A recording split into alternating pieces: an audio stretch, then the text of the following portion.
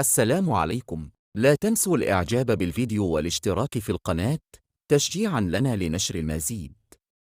يستهل المنتخب الوطني المغربي مشواره في نهائيات كأس أفريقيا بمواجهة نظيره التنزاني لحساب الجولة الأولى من مرحلة المجموعات، وستقام المباراة يوم الأربعاء القادم 17 يناير بداية من 6 مساء بالتوقيت المغربي على أرضية ملعب لورنت بوكو بمدينة سان بيدرو الإيفوارية.